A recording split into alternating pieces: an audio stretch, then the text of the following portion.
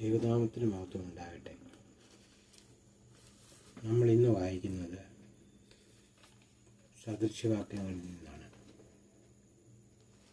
അതിലെ 14-ാമത്തെ അധ്യായം.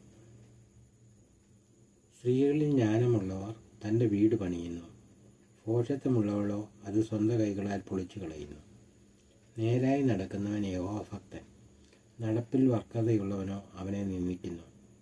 ഭോഷൻ്റെ വായിൽ ഡംഭത്തിൻ്റെ വടിയുണ്ട്, ജ്ഞാനികളുടെ അധരങ്ങളോ അവരെ കാത്തുകൊള്ളുന്നു.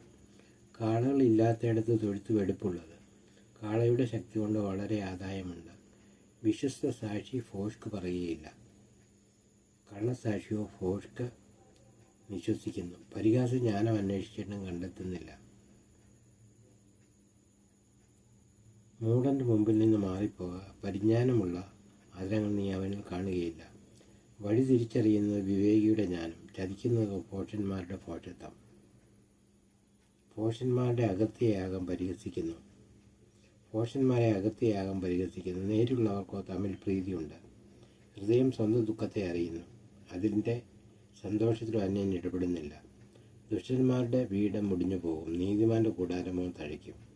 ചിലപ്പോൾ ഒരു വഴി മനുഷ്യന് ചൊവ്വായി തോന്നും, അതിൻ്റെ അവസാനമോ മരണവഴികളത്രേ. ചിരിക്കുമ്പോൾ തന്നെയും ഹൃദയം ദുഃഖിച്ചിരിക്കാം, സന്തോഷത്തിൻ്റെ അവസാനം ദുഃഖമാകുകയുമാ. ഹൃദയത്തിൽ വിശ്വാസത്യാഗമുള്ളവന് തൻ്റെ നടപ്പിൽ മടുപ്പ് വരും.